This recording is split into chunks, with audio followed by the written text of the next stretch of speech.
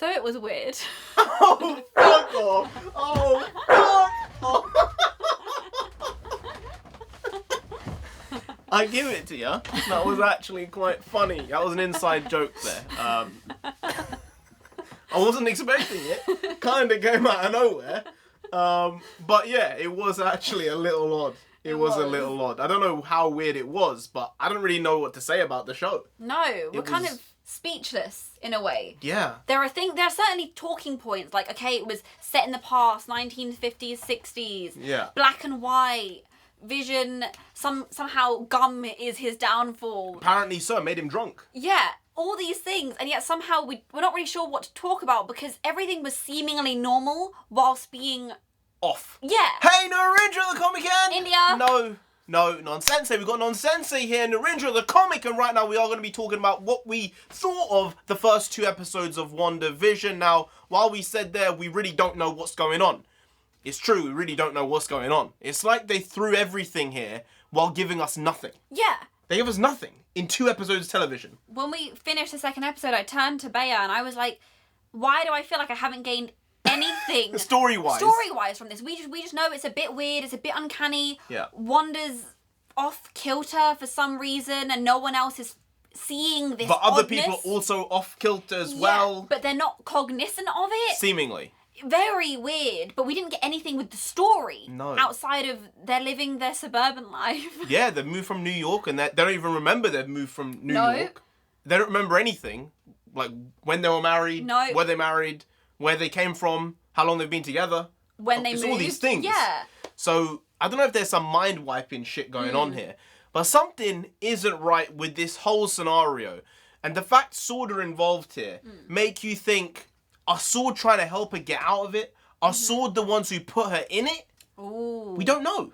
Are they monitoring her, making sure she doesn't do anything like crazy world-ending type of shit? Because that's what she can do. Yeah. Or are they there trying to help her get out of it? I don't know. I think with the end of the second episode, with that weird noise they were hearing throughout, and then that bee-man who came out of a sewer. Yeah. Very weird. We had some different ideas about it. I thought that it was maybe that Wanda's perceiving this bee-man as a person, this person in a suit with these circles. I think it was a S.W.O.R.D. logo on the back. It was a S.W.O.R.D. And logo. this buzzing around him. Maybe that's Wanda's subconscious being aware of her in real life, seeing somebody trying to get near her in a suit that's buzzing because she's doing some Wanda magic and they can't get near her. And she kind of rewound time to redo things in this version of reality that she's in. See, that makes me think that it's in her mind and it's not in reality. Because if that's the case, then she basically has time control powers, which no one has in the MCU. So I'm thinking that that is internalized. It's in her mind. At the same time, I'm not sure if that might be her subconscious. Oh, like the fear. Just general fear. Oh, it could be like a boogeyman from her past in some way. I'm saying maybe her dad was like a beekeeper or something. Yeah, you said. Maybe her mum was like a beekeeper. We don't know these things. But there are also maybe hints at her brother being, Quicksilver being in the show. Really? People have been saying maybe Quicksilver's in the show. Oh. Maybe. We don't know. It might be like an unpowered version of him. Like Aaron Taylor-Johnson might just randomly pop up in an episode. Wow. Because it's in her mind, isn't it? Well then, yeah, then that confirms that it's definitely in her mind. Yeah. But because Vision's alive. Yeah. Vision's dead. We know Vision's dead. In real so life. He can't just pop back whenever he wants. Then that kind of makes sense as to why, even though the people around her were experiencing weird things, none of them were aware of it because all of them were in fact in her mind. It's kind of like the Inception thing, right? It's like the subconscious is all cool, but when you notice something is off, the subconscious kind of goes, something's off. Yeah. And I think maybe that might be the scenario here. With the story point you said, we didn't really get anything out of the show. Yeah. I think that's kind of the vibe they're going for because of the sitcom nature of those first 2 episodes, right? In sitcoms, nothing happens in the sitcom, in the episode. It's like, it could just be, it's pure filler, basically. Unless there are sitcoms, especially in like the later 90s and 2000s, there was real story to sitcoms as opposed to just being slapstick humor. This one was more slapstick humor, a bit of ridiculous stuff going on. And because of that, the story wasn't exactly necessary. It was just for them to make you feel like something wasn't right. I think so. Yeah. I know that we're going to be moving forward in time. I kind of want to see how that changes. Is Wanda aware of that? Or does it just seem perfectly normal, like when they moved in and she was like, oh, where have we moved from? Where have we moved from? Yeah. It was a bit random. It was like, when are these characters that we know are in the show, when are they going to come into the show? Because we know like the S.H.I.E.L.D. agent from Ant-Man is in the show. Oh. Yeah. The guy who played, the guy who was looking after Paul Rudd while he was in like containment. Yeah. He's in this show. And Kat Dennings is also in the show. So we don't know where they're coming into this from. We don't know what the reason is. Like, where are they? Ooh, that's interesting. Yeah. I'm excited to find out. So there's a lot of stuff going on. Just there's not really much for us to go off of to say there's a lot of stuff going on. It was funny. Some of the practical effects they did were very classic. They did have a studio audience for these episodes. Oh, yeah. Yeah, these episodes are the ones they had studio audiences for. I heard laughing. I thought it was a laugh track. I'm glad they had an actual studio audience. Yeah, wow, that's nice. That's a nice touch. But yeah, weird one. Episode 3, hopefully more story.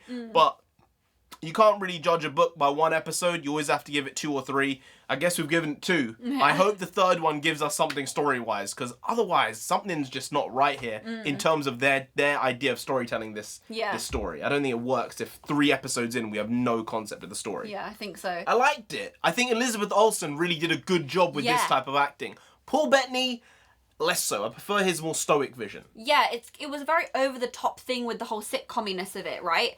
And the way it's in black and white, maybe you have to be a bit bigger with your motions and things. Yeah.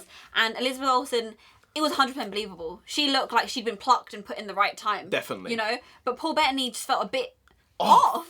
You know, I think it was good from him, but I think she was so good in that role and what she was told to do and how she was directed and what she thought she needed to do. That it made him look like he didn't know what he was doing and he was out of place. Yeah. Because she was that good. It was kind of weird, especially because we saw the most of them, even with some of these side characters like Angie and Geraldine, who you weren't going to notice as much as the 2 mains. Yeah. They did a good job. Maybe it's just the way they were dressing him that made it feel a bit weird. I think it was just hearing him speak like that and be like that, because Vision isn't like that in the MCU. Like, that's not him, but maybe this is just the idea of this is her version of him. This is what she sees of him. So this is what she has a feeling towards him of, and this is the way she views him. She remembers him. Yeah. So maybe that might be the reason. That's just a bit sad. I just remember the scene in Civil War of him trying to make something, her making something, and something about paprika. Yeah, you know? Paprikash. That's like the scene I remember of the 2 of them. Yeah. And this doesn't really fit with that, but it's just different. Anyway, guys, if you did enjoy this video, please like, share, comment, and subscribe to the channel down there. If you didn't, then Vision himself is gonna come after you. You don't want that, do they want that? No. You really don't, so just subscribe anyway to avoid that. I've been NarendraTheComic. I've been India. You've been Graham. We'll see you next time. That's tomorrow. If you don't know, make a video every single day. You've been doing it every day for over 2 years now. We ain't stopping till we get 10,000 subscribers. So do subscribe. Pop back again tomorrow for some more quality shitty content, because we're hashtag never not here. Just how it goes. We also bring the Bakwas. Bakwas means nonsense in Punjabi. You know that. We know that. She know that. I know that. I know that. We know that. Everyone probably doesn't know that. Bakwas means nonsense in Punjabi, and that's what we do on a daily basis. See you tomorrow. More of the same, slightly different. Slightly different. But basically the same. See you tomorrow. Skadoosh.